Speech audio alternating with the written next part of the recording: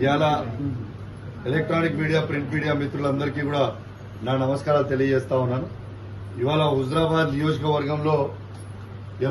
నియోజకవర్గంలో ఇవాళ చేనేత కార్మికులు కష్టాలు ఎంత దారుణమైన పరిస్థితి ఉన్నదంటే అసలు మనం ఊహించుకోని పరిస్థితి.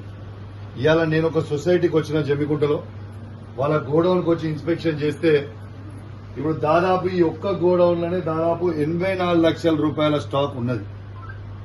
హుజరాబాద్ నియోజకవర్గం మొత్తం అన్ని సొసైటీలు కలిపితే దాదాపు 6 కోట్ల రూపాయల స్టాక్ హుజరాబాద్ నియోజకవర్గంలో ఉన్నాయి. ఉమ్మడి కరీంనగర్ జిల్లాలో చూస్తే 15 కోట్ల రూపాయల స్టాక్ ఉన్నది.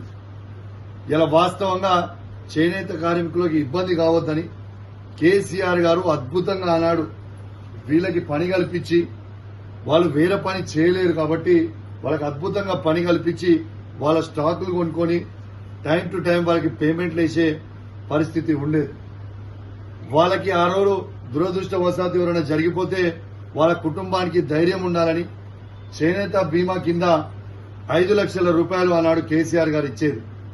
కానీ వాళ్ళ కాంగ్రెస్ ప్రభుత్వం వచ్చిన తర్వాత ఇలా వాళ్ళ బాధ చూస్తా ఉంటే నాకు ఎంతో బాధ అనిపిస్తా ఉంది. ఇలా సరోజక్క నాతో మాట్లాడుతుంది, రాగానే కంటి తడి పెట్టుకుంది, అన్నా మేము ఉండాలనా లేకుంటే మేము ఉరి పెట్టుకోవాలనా అని అడిగే పరిస్థితి వచ్చింది. సిగ్గు లేదా అని అడుగుతా ఉన్నాను ఈ కాంగ్రెస్ ప్రభుత్వం. మీరు అన్నం తింటుర్రా, మనుషులా, దున్నపోతురా అని నేను అడుగుతా ఉన్నాను. ఇలా ఒక్కసారి ఆలోచన చేయండి. ఇలా ఎంత కొవ్వు అంటే నిరోధులు అమ్ముకొని బతకమని ఈ చేనేత కార్మికులకు మీరు చెప్తా ఉంటే ఎంత సిగ్గుచేటు అని చెప్పి నేను అడుగుతా ఉన్నాను. కొవ్వా, బల్పా, కళ్ళకు కనబడతలేదా?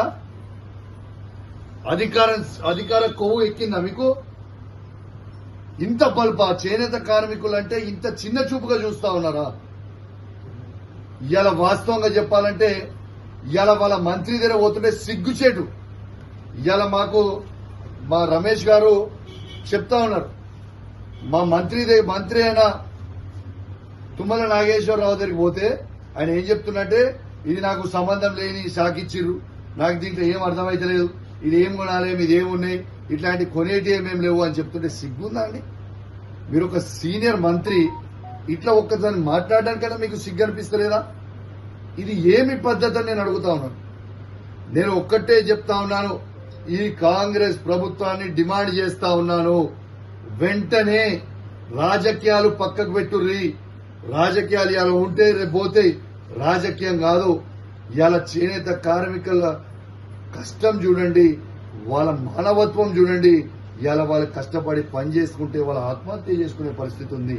దయచేసి మీకు దండం పెట్టి చెప్తున్నా కాంగ్రెస్ ప్రభుత్వం ఉన్నోళ్ళకి, ఒక్కసారి ఖచ్చితంగా వాళ్ళే మీరు అన్ని ఇవాళ వాళ్ళ స్టాక్ మొత్తం కూడా మీరు కొనాలి. మీరు కొనకపోతే ఇవాళ ఇట్లాంటి చెద్దర్లు చేసి పెట్టిరు, లోపల షర్టు షూటింగ్ చేసి పెట్టిరు, ఇవాళ చేతుల కష్టంతో ఇంత అద్భుతంగా చేసిరు. ఈ స్టాక్ అంతా మీరు కొనాలని నేను డిమాండ్ చేస్తా ఉన్నాను. మీరు కొనకపోతే మీకు తీవ్రమైన పరిణామాలు రేపు ఎదుర్కోవాల్సి వస్తుందని చెప్పి ఈ సందర్భంగా తెలియజేస్తా ఉన్నాను. నేను పద్మశాలి బిడ్డల్ని ఈ హుజరాబాద్ నియోజకవర్గంలో ప్రత్యేకంగా కోరుతా ఉన్నా, తెలంగాణ రాష్ట్రంలో కూడా కోరుతా ఉన్నాను. ఖచ్చితంగా ఈ వచ్చే పార్లమెంట్ ఎన్నికలలో వీళ్ళకి సురుకు పెట్టాలి. వీళ్ళకి సురుకు పెడితేనే మనందరికీ కూడా మన బతుకు తెరువు వస్తుంది. వాళ్ళకి కళ్ళు నెత్తికెక్కినాయి.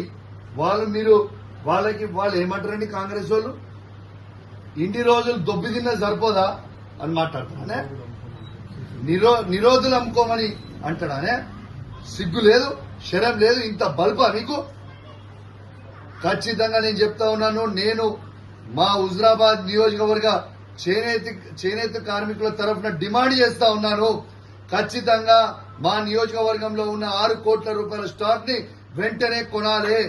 దాంతో పాటు కరీంనగర్ జిల్లాలో ఉన్న 15 కోట్ల రూపాయల స్టాక్ ని కూడా వెంటనే కొనాలని నేను మా కార్మికుల పక్షాన డిమాండ్ చేస్తా ఉన్నానని చెప్పి సందర్భంగా తెలియజేస్తూ సెలవు తీసుకుంటా ఉన్నాను. జై తెలంగాణ, జై కేసీఆర్.